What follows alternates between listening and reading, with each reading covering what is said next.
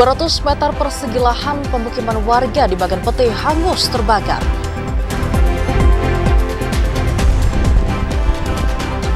Peternak sapi keluhkan sulitnya penjualan ternak karena tingginya biaya laboratorium.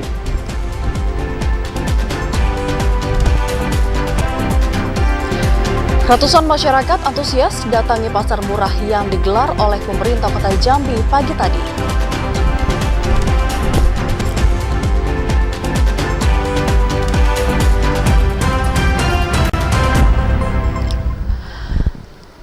Assalamualaikum warahmatullahi wabarakatuh, selamat sore saudara. Anda kembali menyaksikan Jambi hari ini edisi Senin 26 Juni 2023. Selain 3 berita utama tadi, tim redaksi kami telah memiliki sejumlah informasi menarik lainnya untuk Anda.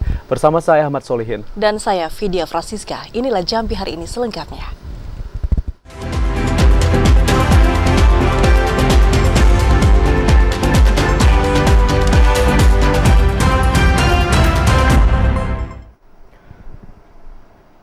Saudara, 200 meter persegi lahan di Bagan Pete, Kota Jambi terbakar.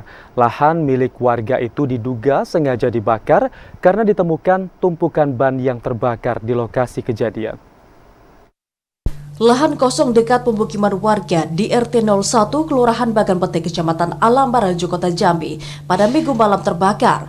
Beruntung petugas pemadam kebakaran cepat tiba di lokasi kejadian sehingga api dapat dijinakkan dan tidak meluas ke pemukiman warga.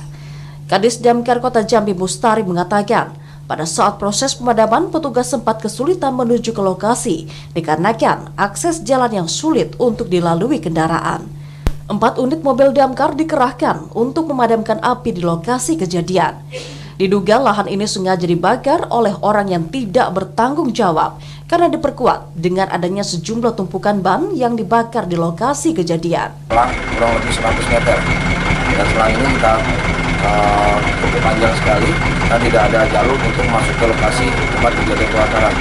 Alhamdulillah tidak ada korban jiwa, rasanya dan api sudah dapat dipadamkan. Dan kami juga berkoordinasi dengan Pak RT untuk selalu memantau pemilik lahan untuk tidak membakar lahan dengan sengaja yang nanti dapat membahayakan masyarakat, apalagi kondisi cuaca sekarang sedang ekstrim sekali, apalagi membakar ban, membuang rokok, dan membakar sampah. Dan kalau membakar sampah mungkin jangan sampai ditinggalkan. Dinas Damkar dan Penyelamatan Kota Jambi menghimbau masyarakat agar tidak membuka lahan dengan cara dibakar, terlebih pada saat musim kemarau. Selain merusak lingkungan, kebakaran lahan juga dapat menimbulkan kabut asap yang berdampak buruk bagi kesehatan masyarakat. Asar TVRI Jambi melaporkan. Saudara, sisa tutupan hutan di Provinsi Jambi saat ini tinggal 30% dari luasan lahan di Provinsi Jambi. Dan kondisi tersebut membuat kualitas udara semakin tidak sehat karena pohon tidak mampu menyerap karbon dioksida dari kendaraan maupun dari pabrik. Pembangunan kota yang pesat menjadi salah satu penyebab meningkatnya pencemaran udara. Pembangunan fisik kota seringkali disertai dengan menurunnya kualitas lingkungan hidup, terutama polusi udara. Udara alami yang bersih sering dikotori dengan debu, baik yang dihasilkan dari kegiatan alami maupun kegiatan manusia. Dan salah satu faktor penyebab menurunnya kualitas udara adalah bertambahnya jumlah kendaraan. Berdasarkan catatan Komunitas Konservasi Indonesia KKI Warsi Provinsi Jambi, sisa tutupan hutan di Provinsi Jambi tinggal 30% atau 920.000 hektar dari luasan lahan di Provinsi Jambi. Kondisi itu membuat kualitas udara semakin tidak sehat karena pohon tidak mampu menyerap karbon dioksida dari kendaraan maupun pabrik. Kalau dari sisi kualitasnya yang kita rasakan hari ini tentu akan mengalami penurunan dari tahun-tahun sebelumnya. Nah, ini kan akan berkorelasi dengan pertambahan ya unit transportasi, baik itu mobil, kendaraan dan lain-lain yang menimbulkan pencemaran udara. Salah satu sumbernya berasal dari situ. Semakin hari kualitas udara di sejumlah wilayah perkotaan semakin tidak sehat. Tidak sehatnya kualitas udara itu salah satunya disebabkan dengan meningkatnya jumlah transportasi dan industri di wilayah perkotaan. Peningkatan jumlah transportasi dan pabrik di wilayah perkotaan tidak diimbangi dengan penanaman pohon. Yogi, TVRI Jambi melaporkan. Saudara, target penyelesaian sertifikat tanah gratis melalui program pendaftaran tanah sistematis lengkap atau PTSL di Kabupaten Batanghari telah mencapai 16.000 hektar. Target itu tersebar di 11 desa kelurahan. Pembuatan sertifikat tanah gratis melalui program PTSL di Kabupaten Batanghari masih terus dimaksimalkan. Pada tahun 2023 ditargetkan ada 16.000 hektar atau 8.000 bidang tanah bersertifikat. Hal tersebut dibenarkan Kepala Seksi Survei dan Pemetaan Kantor Pertanahan Batanghari Ahmad Nazarudin. Target tersebut tersebar di 11 desa dan kelurahan yang ada di Kecamatan Marosebo Ulu. Selama tahapan pembuatan sertifikat, ada sejumlah kendala yang dihadapi oleh para petugas. Salah satunya adalah sengketa tanah yang belum terselesaikan sehingga berdampak terhadap belum dapat diterbitkannya sertifikat tanah. Targetnya yaitu pemetaan bidang tanah sebanyak 16.000 hektar. 16.000 hektar, kemudian untuk penerbitan sertifikatnya sebanyak 8.000 bidang tanah. Ahmad Nazarudin berharap setiap masyarakat yang ingin mendapatkan pembuatan sertifikat tanah gratis harus menyelesaikan konflik atau sengketa lahan agar tidak terhambat proses penyelesaian program PTSL. Ade Juniawan, TVRI Jambi melaporkan. Kita ke sorotan lainnya, Saudara. Saat ini tingginya angka kematian ibu dan stunting masih menjadi problematika yang harus dihadapi bersama. Karena secara keseluruhan ada 7.446 orang anak, kemudian ada 342.144 keluarga di Provinsi Jambi yang beresiko stunting. Tingginya angka kematian ibu dan stunting masih menjadi problematika yang dihadapi oleh pemerintah. Meski secara keseluruhan ada 7.446 orang anak dan 342.144 keluarga di Provinsi Jambi yang beresiko stunting, namun angka stunting setiap tahunnya menurun. Pada tahun 2021, angka stunting mencapai 22,4%, sementara untuk tahun 2022 menurun menjadi 18%. Di daerah terpencil, bidan desa memiliki peran yang sangat penting dalam kesehatan masyarakat. Minimnya pengetahuan masyarakat desa akan kesehatan membuat bidan desa memiliki peran ganda. Tak hanya sebagai pelayanan kesehatan, bidan desa juga berperan sebagai pendidik, fasilitator, dan mediator dalam menggerakkan dan memberdayakan masyarakat untuk bisa mencapai kemandirian dan pemahaman akan kesehatan, khususnya untuk penanganan stunting. Upaya dan peran bidan desa di dalam membantu untuk pencegahan supaya tidak terjadinya stunting di Desa Trimulya Jaya khususnya banyak yang akan kita lakukan. Seperti untuk dari masa hamilnya terlebih dahulu kita lakukan kelas ibu hamil. Kita fokuskan kelas ibu hamil di Posyandu. Di Trimulya Jaya ini ada 2 posyandu, Kusuma Jaya 3 dan Kusuma Jaya 4. Akan tetapi seandainya pun masih ada warga atau ibu hamil yang tidak datang ke posyandu, kita akan tetap melakukan jemput bola, sweeping ibu hamil dari rumah ke rumah. Jadi tidak ada lagi yang terlewati untuk didapatkan pelayanan pemeriksaan kehamilan. Selain membantu persalinan dan menekan angka kematian ibu dan bayi, bidan juga mempunyai peran penting dalam menurunkan angka stunting di Indonesia. Peran bidan dalam mempercepat penurunan stunting dimulai dari proses pencegahan melalui pendekatan dan pendampingan keluarga. Daniel Al-Adli, TVRI Jambi, melaporkan. Kasus kekerasan terhadap anak di Kabupaten Batanghari saat ini masih cukup tinggi.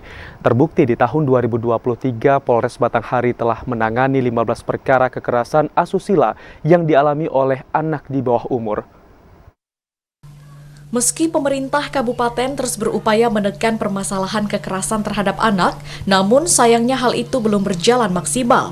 Terbukti tahun 2023 ini masih banyak ditemukan kasus kekerasan terhadap anak, salah satunya kasus asusila.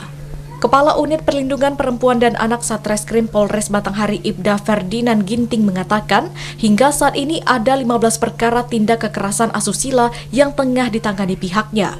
Kondisi ini cukup mengkhawatirkan apabila tidak ada langkah pencegahan yang dilakukan pemerintah serta lembaga terkait, karena berkemungkinan kasus kekerasan anak tersebut bisa bertambah. Perkara terhadap anak memang saat ini mengalami peningkatan. Untuk saat ini Polres Batanghari melakukan penindakan terhadap tindakan yang sifatnya adanya pelecehan terhadap anak. Untuk kekerasan terhadap anak saja kita sedang menangani 15 perkara.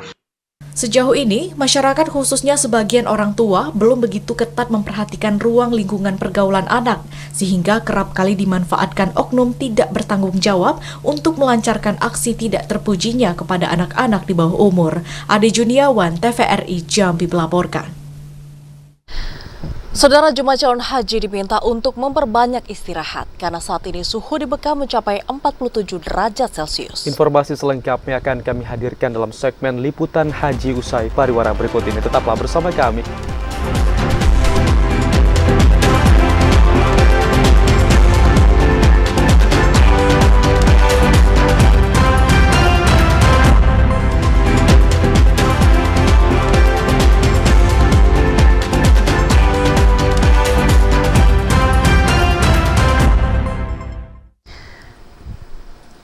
Anda kembali bersama kami di Jambi hari ini. Saudara, minat penjualan sapi di luar Provinsi Jambi saat ini cukup tinggi. Meski tinggi, namun para peternak mengeluhkan terkait sulitnya proses dan tingginya biaya pemeriksaan laboratorium. Peternak sapi di Kabupaten Tanjung Jabung Timur mengaku kesulitan untuk menjual hasil ternaknya keluar Provinsi Jambi. Hal itu disebabkan harus adanya 3 izin laboratorium bebas penyakit penular dari dinas terkait jika ingin menjual sapi keluar provinsi. 3 uji laboratorium itu yakni Jembrana Disease, PMK, dan Laboratorium ST. Salah seorang peternak, Mariono, mengatakan pada saat pengiriman sapi ke wilayah luar provinsi seperti Batam terkendala beberapa hal yang membebani peternak maupun pedagang. Selain terkendala dengan biaya yang cukup mahal untuk tes laboratorium, peternak juga harus mengirim sampel darah hewan ternak ke Bandung dan Bukit Tinggi untuk bisa diketahui bebas penyakit penular atau tidak. Pengiriman sampel darah juga membutuhkan waktu yang tidak sebentar, karena harus mengantri dengan peternak lainnya. Untuk biaya pemeriksaan sapi, peternak harus membayar sekitar Rp600.000 per ekornya. Pasca merebaknya virus PMK pada tahun lalu dan menurunnya harga komoditas perkebunan, membuat penjualan sapi dalam 2 tahun terakhir ini anjlok. Daerah itu kan yang menyediakan alat lab lah untuk di Provinsi Jambi ini. Jadi kita pedagang lab, jadi nggak jauh-jauh gitu. Kalau ada di kabupaten, di provinsi kan enak kan gitu. Iya. Itu harapan kami, harapan seluruh pedagang itu. Kalau bisa pemerintah kan nyuruh lab, alat lab itu diadakan di provinsi kan gitu. Jadi kami nggak harus ke Padang, nggak harus ke Bandung kan gitu. Kalau sekarang ini kami ngambil darah di lab harus ke Padang, ke Bandung kan gitu. Jadi memang Para peternak berharap agar pemerintah daerah dapat membiayai atau meringankan harga uji laboratorium. Peternak menilai pengiriman sapi yang dikirimkan hanya untuk dipotong, bukan untuk dipelihara. Kliva Patria, TVRI Jambi, melaporkan. Wakil Wali Kota Jambi, Maulana, menghadiri gerakan pangan murah serentak se-Indonesia secara virtual. Kegiatan itu merupakan upaya stabilisasi pasokan dan harga bahan pokok jelang Idul Adha. Wakil Wali Kota Jambi, Maulana, menghadiri gerakan pangan murah serentak se-Indonesia secara virtual. Kegiatan pangan murah Kota Jambi ini dipusatkan di kawasan Tugu Kersi Ginjai pada Senin pagi. Pangan murah serentak tersebut merupakan upaya pemerintah dalam stabilisasi pasokan dan harga bahan pokok jelang Idul Adha 1444 Hijriah tahun 2023. Wakil Wali Kota Jambi, Maulana, mengatakan semua harga kebutuhan pokok pada gerakan pangan murah ini dijual di bawah harga pasar. Salah satunya adalah bawang putih yang dijual di harga Rp18.000 per kilogram. Harga cabai merah, bawang merah dan juga beras juga dijual dengan harga yang murah. Secara nasional bergabung dengan pemerintah pusat di seluruh Indonesia melakukan launching satu gerakan pangan murah. Karena ini sebuah gerakan berarti melibatkan semua stakeholder. Dimulai dari kelompok produsen, yaitu kelompok wanita tani, kelompok tani. Kami melakukan bantuan-bantuan, baik itu penyuluhan, pupuk subsidi, bahan pangan subsidi untuk mereka supaya produksinya bisa meningkat dan mengembangkan urban farming dengan kelompok anak-anak muda milenial yang mengembangkan pertanian. Kemudian yang kedua, memastikan sistem distribusinya harus tersedia dengan baik, lancar. Kemudian yang ketiga juga kita memberikan banyak pengetahuan kepada kelompok-kelompok UMKM dan lain-lain untuk melakukan olahan bahan pangan. Tugas di pertanian Wakil Wali Kota Jambi juga berharap gerakan pangan murah ini dapat menekan inflasi di Kota Jambi pada bulan Juni 2023. Gerakan pangan murah ini akan dilakukan secara berkala sehingga jumlah pasokan dan harga bahan pokok tetap stabil. Joko TVRI Jambi melaporkan. Sementara ratusan masyarakat menyerbu pasar murah yang dilaksanakan pemerintah Kota Jambi di kawasan Kota Baru Kota Jambi. Pasar murah ini saudara dilaksanakan untuk bisa memastikan ketersediaan dan kemudian harga kebutuhan pokok jelang Hari Raya Idul Adha. Pemerintah Kota Jambi menggelar pasar murah yang diselenggarakan di Tugu Keris Kota Baru Kota Jambi pada Senin pagi.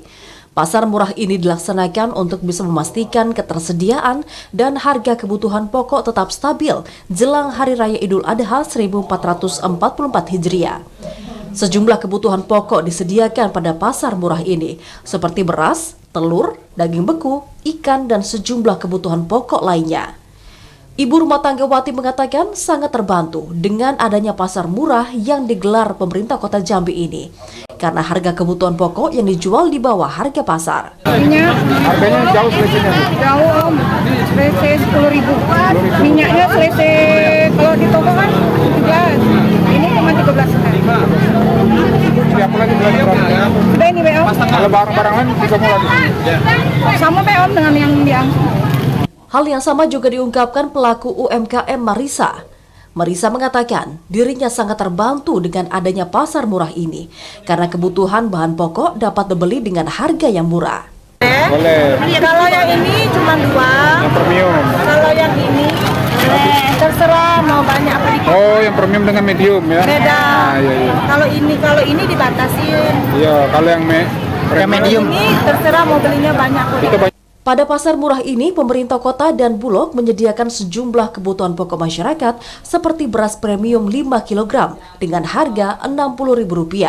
Kemudian beras medium 5 kg di harga Rp45.000. Minyak goreng 2 liter Rp27.000 dan daging beku Rp90.000 per kilogramnya. Asar TVRI Jambi melaporkan. لبيك اللهم لبيك لبيك لا شريك لك لبيك إن الحمد والنعمة لك والملك لا شريك لك. Kita beralih ke segmen liputan haji 2023. Saudara, seluruh jemaah calon haji asal Provinsi Jambi dalam keadaan yang sehat. Kepastian itu didapat dari tidak adanya laporan kendala berarti dari petugas haji asal Provinsi Jambi di Tanah Suci. Kepala Kantor Wilayah Kementerian Agama Provinsi Jambi Zostavia memastikan seluruh jemaah calon haji yang telah diberangkatkan ke Tanah Suci dalam keadaan sehat. Hal ini dipastikan dengan tidak adanya laporan kendala berarti dari petugas haji asal Provinsi Jambi di Tanah Suci. Didampingi oleh para petugas haji, para jemaah saat ini tengah menjalani serangkaian kegiatan ibadah haji di Tanah Suci. Meski proses ibadah berjalan lancar, namun Zostavia mengingatkan kepada seluruh jemaah calon haji dan petugas haji untuk tetap menjaga kesehatan, karena suhu di Tanah Suci Mekah mencapai 40 derajat Celcius. Alhamdulillah cukup baik, secara umum jamaah Provinsi Jambi cukup baik ya. Dan ini kan difasilitasi oleh para petugas konter dan saya cukup senang sebenarnya mendengar petugas kita cukup bagus sebenarnya mereka dalam melayani jamaah konter. Zostavia pun meminta seluruh masyarakat Jambi untuk mendoakan kelancaran proses ibadah haji di Tanah Suci. Diharapkan dengan doa masyarakat, proses ibadah haji tahun 2023 ini berjalan lancar dan para jemaah menjadi haji yang mabrur. Ashar TVRI Jambi melaporkan. Sementara pada puncak pelaksanaan ibadah haji untuk tahun ini, saudara tinggal menghitung hari lagi. Dan saat ini para jemaah calon haji memperbanyak waktu istirahat di tempat penginapan jelang wukuf di Arafah. Mengingat saat ini suhu di kota Mekah mencapai 47 derajat Celcius.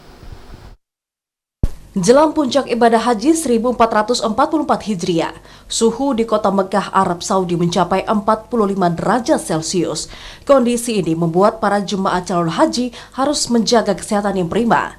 Dari informasi yang disampaikan salah seorang jemaah calon haji asal Kabupaten Muaro Jambi, seluruh jemaah calon haji dianjurkan tidak melakukan kegiatan yang dapat menguras tenaga, seperti sholat fardu di Masjidil Haram, umroh sunnah, dan sholat 5 waktu dianjurkan di musola hotel secara berjamaah.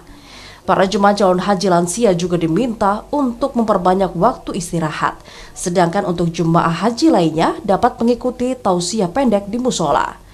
Para petugas jemaah haji hingga saat ini masih terus melakukan persiapan pelayanan bagi jemaah pada saat di Arafah, Musdalifah, dan Mina atau Armina nantinya.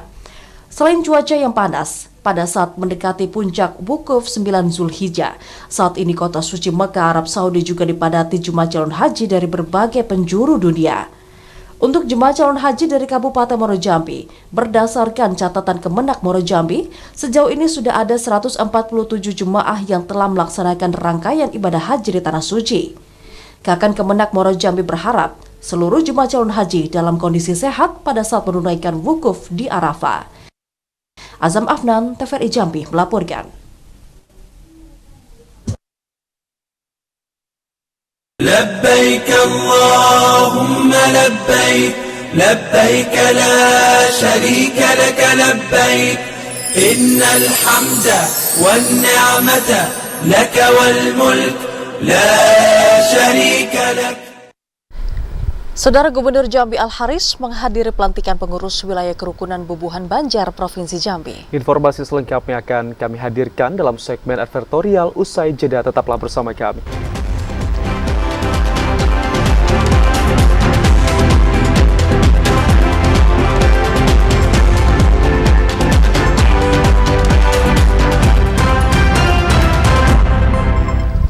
Saudara, Anda bergabung bersama kami dalam segmen advertorial.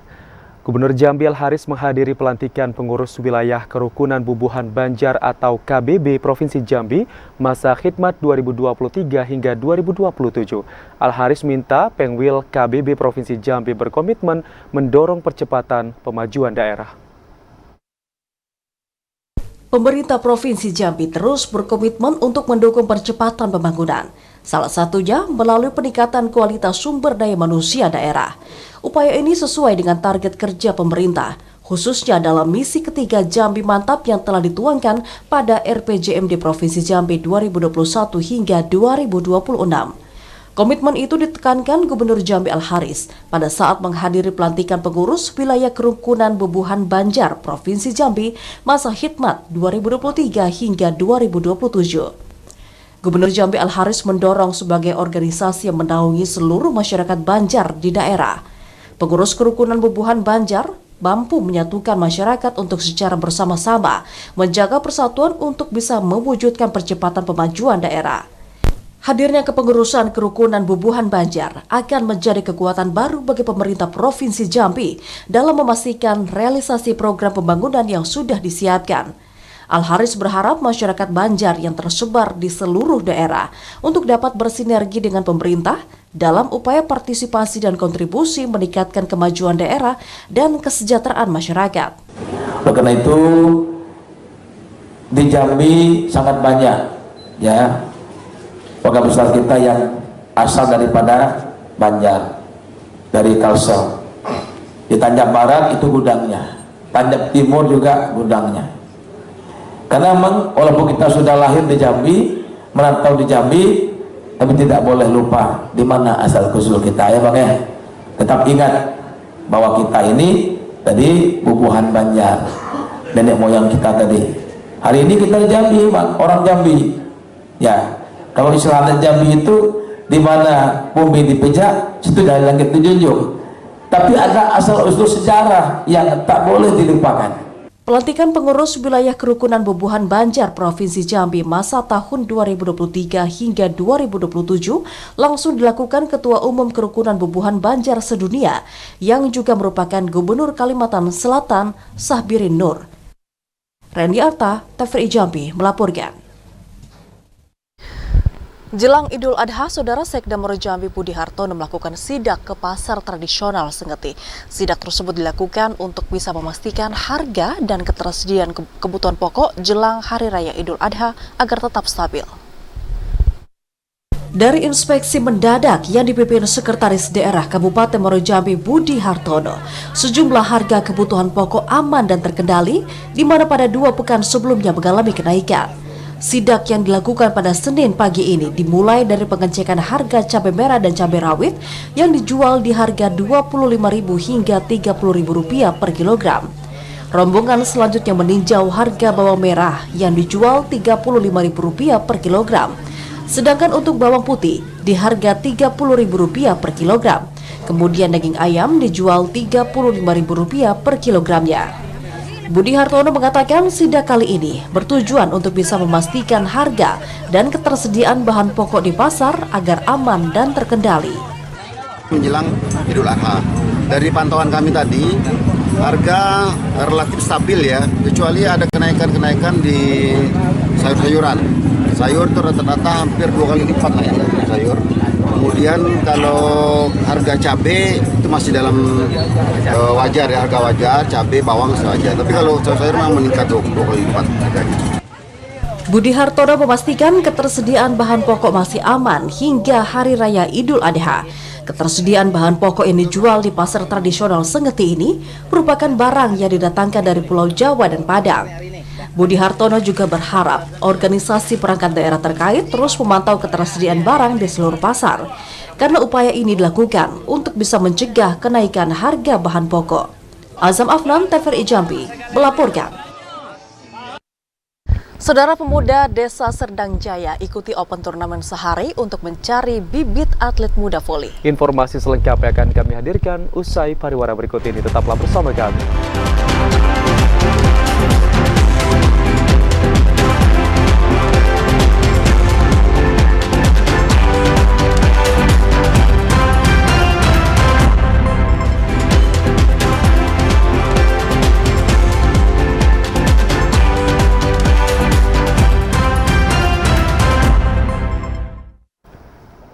Terima kasih Anda masih bersama kami di Jambi hari ini.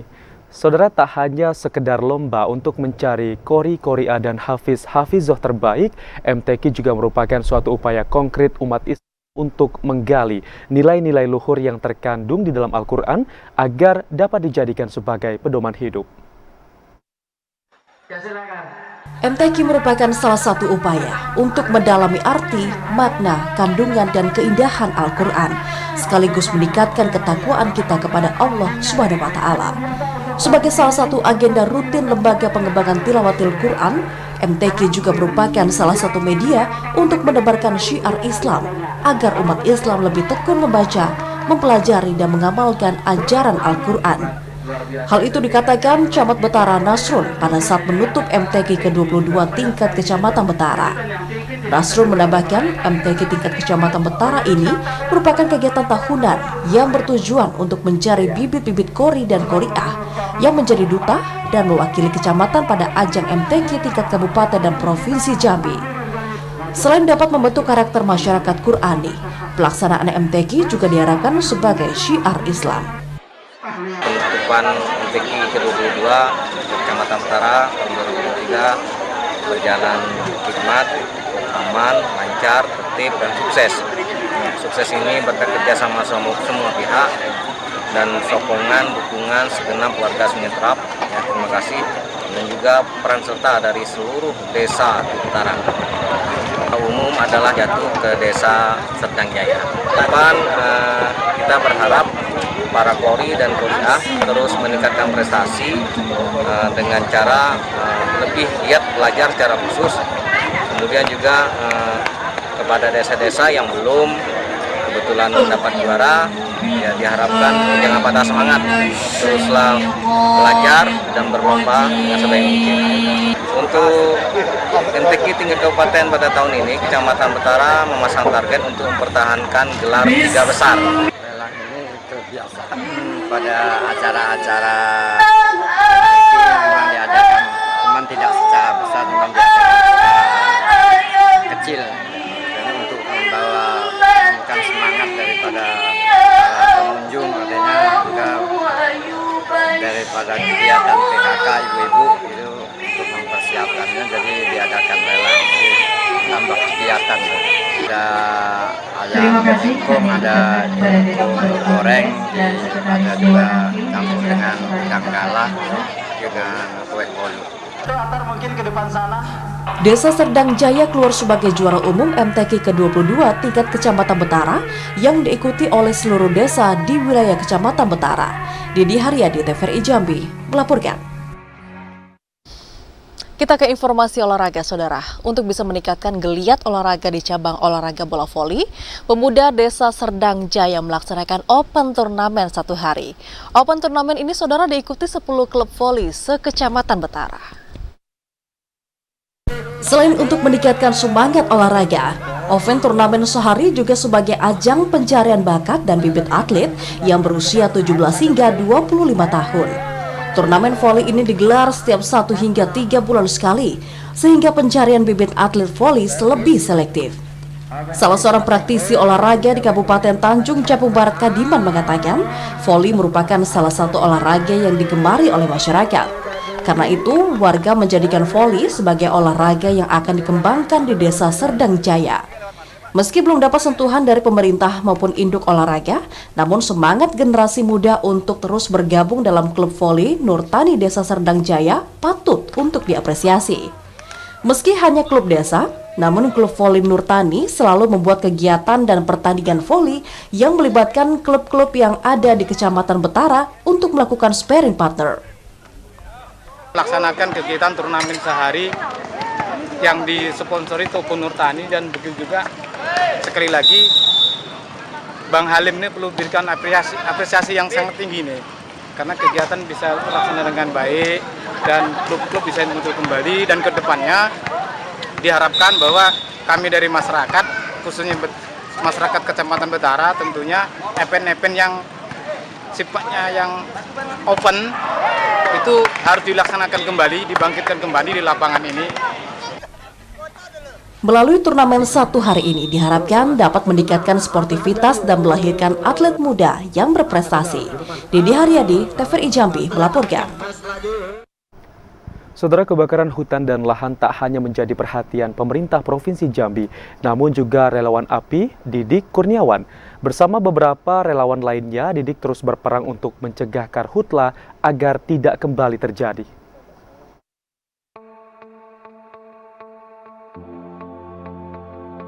Hutan Indonesia menjadi salah satu paru-paru dunia yang dapat menyuplai oksigen untuk jutaan umat manusia. Namun di Indonesia, fenomena kebakaran hutan dan lahan masih menjadi ancaman nyata di depan mata. Salah satunya di Provinsi Jambi, yang sudah begitu akrab dengan karhutla. Dalam 1 dekade terakhir, 2 kali peristiwa dahsyat karhutla terjadi, pada tahun 2015 dan tahun 2019, yang menyebabkan bencana kabut asap. Lokasi lahan dan hutan yang terbakar mayoritas berada di lahan gambut. Dampak karhutla telah menurunkan kesehatan, merusak ekosistem dan kerugian ekologi, bahkan nyawa menjadi taruhannya. Hal ini yang mendorong Didik menjadi salah seorang relawan peduli api di lahan gambut di Desa Catur Rahayu, Kabupaten Tanjung Jabung Timur. Bersama beberapa relawan lainnya, Didik terus berperang untuk mencegah karhutla agar tidak kembali terjadi. Kalau pada dasarnya motivasi kita menjadi relawan itu satu, memang dari lubuk yang hati paling dalam, bagaimana kita manfaat untuk orang banyak, itu yang pertama. Terus yang kedua, banyak kejadian-kejadian itu yang memang harus membutuhkan uluran tangan orang gitu, uluran tangan orang lain, uluran tangan relawan. Karena kalau kita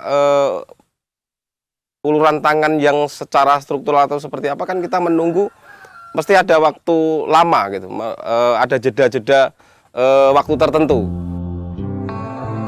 Sejak tahun 2013, Didik aktif menyosialisasikan bahaya karhutla kepada penduduk desa. Didik juga mengupayakan pendirian bangunan pos keselamatan karhutla berserta perlengkapannya di Desa Catur Rahayu. Kebakaran hutan dan lahan seakan telah menjadi teman. Namun, harus terus dicegah dan dilawan agar masyarakat dapat mendapatkan bersihnya oksigen dari hutan dan ekosistem alam tetap lestari.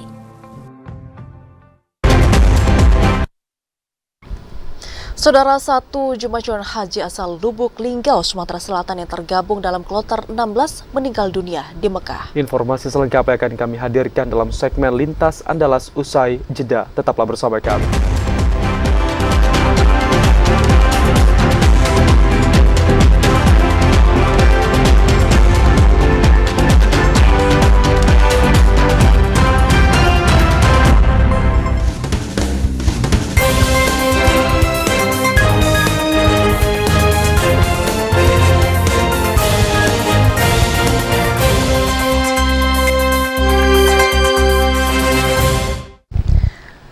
Anda kembali bersama kami di Jambi hari ini dalam segmen Lintas Andalas. Saudara, satu orang jemaah calon haji asal kota Lubuk Linggau, Sumatera Selatan yang masuk dalam kloter 16 meninggal dunia di Tanah Suci Mekah. Jemaah tersebut sebelumnya sempat dibawa ke rumah sakit King Abdul Faisal, Saudi Arabia.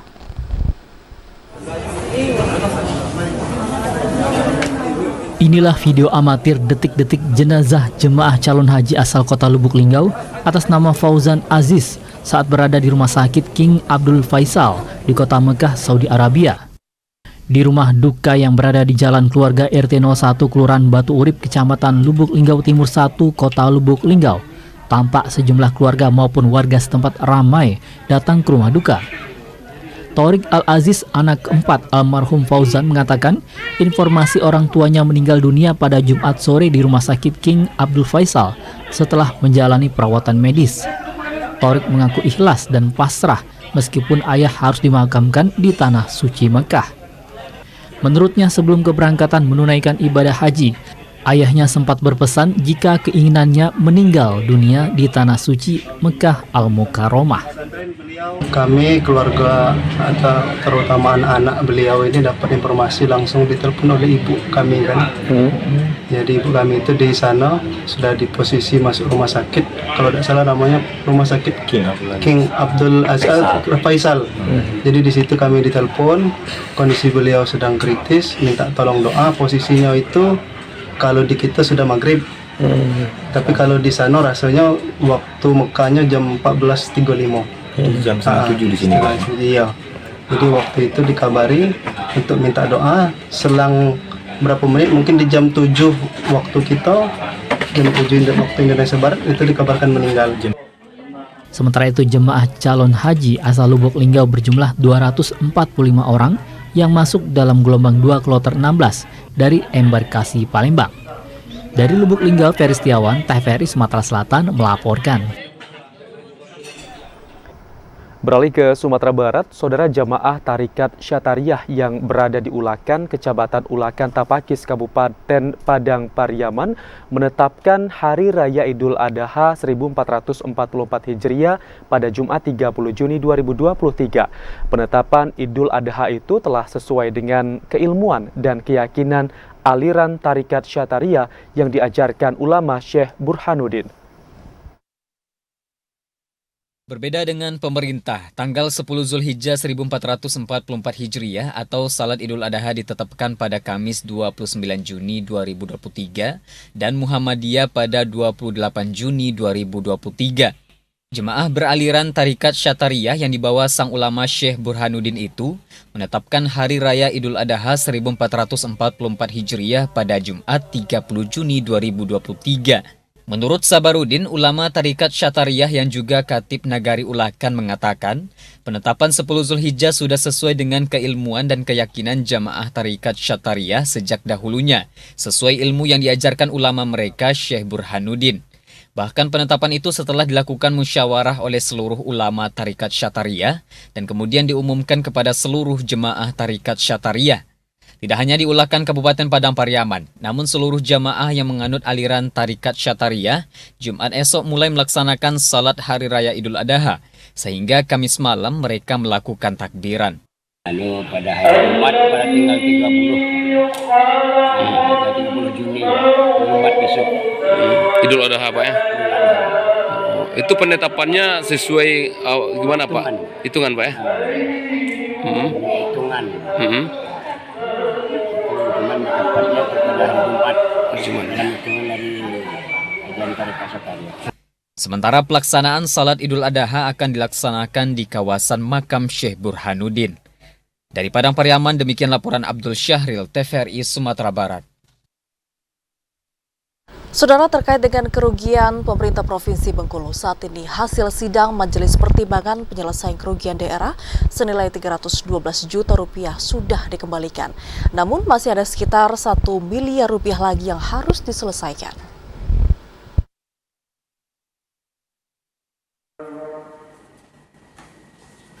Dari hasil sidang Majelis Pertimbangan soal penyelesaian kerugian daerah di lingkungan pemerintah Provinsi Bengkulu, 3 temuan BPK berangsur dikembalikan. Beberapa temuan BPK di sejumlah OPD seperti anggaran perjalanan dinas tercatat senilai 312 juta rupiah. Kerugian sudah dikembalikan. Sisanya masih ada sekitar 1 miliar rupiah lagi yang harus diselesaikan oleh 4 OPD. Seluruh kerugian yang tersisa diminta segera dikembalikan sebelum 12 Juli 2023 nanti. Jika tidak diselesaikan, maka akan diserahkan pada aparat penegak hukum. Atas hilangnya laptop di Badan Penghubung kita Jakarta. Tetapi laptop itu sudah diselesaikan, sudah diganti, sudah di-store ke kas daerah ya. Sudah di-store ke kas daerah hasil kerugiannya dan persoalannya sudah selesai. Dulu sudah kami putuskan dengan majelis hakim, tapi pada waktu itu keputusannya untuk menyelesaikan ganti rugi. Alhamdulillah pada saat ini sudah diselesaikan, maka dilakukan sidang ulang. 50% sudah balik kas dah, tinggal 35%-nya tolong betul-betul segera para pihak terkait itu mengembalikan di tanggal maksimal 60 hari setelah terima laporan BPK sekitar tanggal 12 atau 13 Juli. Kalau angkanya itu berapa miliar? Temuan lainnya terkait penyelesaian ganti rugi oknum PNS yang sudah meninggal dunia tersisa 46 juta rupiah. Majelis Pertimbangan akan memanggil keluarga untuk penyelesaian ganti rugi. Sebab ahli waris terkait diketahui sudah meninggal dunia sehingga tidak bisa diselesaikan karena dana pensiun dihentikan. Sedangkan temuan BPK soal hilangnya laptop milik pemerintah daerah di Badan Penghubung Jakarta sudah dinyatakan selesai. Ganti rugi sudah disetorkan ke kas daerah. Lucia Mayangsari, TVRI Bengkulu melaporkan. Jelang Idul Adha, penumpang bus antar kota antar provinsi tujuan Padang dan Medan meningkat 50% dari hari biasanya. Meningkatnya jumlah penumpang tersebut membuat pihak bus akap menambah 1 armada. Peningkatan jumlah penumpang ini terpantau di salah satu loket bus antar kota antar provinsi di kawasan Bypass. Pihak pengelola bus akap mengaku peningkatan penumpang sebanyak 50% sudah terjadi sejak beberapa hari terakhir. Hal ini dikarenakan bertepatan dengan libur akhir semester dan perayaan Hari Raya Idul Adha 1444 Hijriah. Bahkan hingga beberapa hari ke depan, tiket bus akap tujuan Padang Medan menjadi tujuan yang paling banyak dipilih dan diperkirakan akan berlangsung hingga Hari Raya Idul Adha. Meski demikian, untuk harga tiket bus akap masih normal mulai dari Rp240.000 hingga Rp361.000 sesuai dengan pilihan bus. Peningkatan kita itu kisaran 50% dari hari biasanya. Penambahan armada kita itu satu hari. Biasanya kita berangkat 3 menjadi 4. Itu kita mulai di tanggal 26 sampai tanggal 27. Perkiraan kita itu meningkat sampai tanggal 28 Juni. Dengan meningkatnya jumlah penumpang, pihak bus akap wilayah Padang juga meningkatkan kualitas dengan menambah 1 armada setiap harinya, sehingga ada 4 unit bus yang akan diberangkatkan. Pengelola bus akap tujuan Medan optimis jumlah penumpang akan terus meningkat hingga akhir Hari Raya Idul Adha, sebab Idul Adha tahun ini juga berbarengan dengan libur semester. Afrin Nurzakia, Jeni Sartika, TVRI Sumatera Barat. Saudara, ratusan warga Bangka Selatan bersama Forkompinda mengikuti Jalan Sehat di Mapolres Bangka Selatan. Jalan Sehat tersebut dalam rangka merayakan hari ulang tahun ke-77 Bayangkara Republik Indonesia.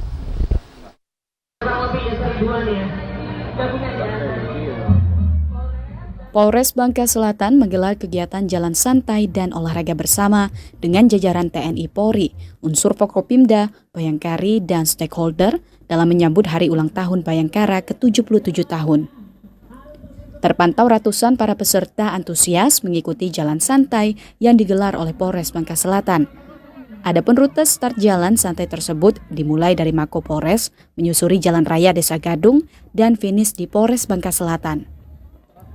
Kapolres Bangka Selatan AKBP Tony Sarjaka mengatakan, kegiatan jalan santai dan olahraga bersama ini merupakan salah satu rangkaian kegiatan Hari Ulang Tahun Bayangkara ke-77 tahun 2023. Selain itu, Tony Sarjaka mengatakan sebelumnya Polres Bangka Selatan juga telah melaksanakan bakti kesehatan, yakni cek kesehatan, donor darah, dan bakti sosial berupa bantuan paket sembako, bersih-bersih rumah ibadah, bedah rumah alat-alat kebersihan, beserta kebutuhan pembangunan di rumah ibadah. Kita melakukan bersama dalam rangkaian kegiatan HUT Bayangkara yang ke-77. Tujuan kita kegiatan pada pagi hari ini adalah yang pertama kita silaturahmi dengan Propinda dan keluarga, kemudian khususnya untuk Polri dengan keluarga besarnya juga hadir tadi, baik istri, anak. Kemudian dalam kegiatan ini harapannya adalah kita jalin silaturahmi. Kemudian yang kedua kita biar sehat. Kemudian yang ketiga kita dalam rangka menyambut Hari HUT Bayangkara yang ke-77. Selain itu, Tony mengatakan timbal balik dari kegiatan ini ke depannya untuk mempererat hubungan silaturahmi antara TNI Polri, Forkopimda, kemudian semakin dekat dengan masyarakat guna bersama-sama menjaga Kamtibmas supaya berjalan dengan aman dan lancar. Dari Bangka Selatan, Eko Septianto Rashim, TVRI Bangka Belitung melaporkan.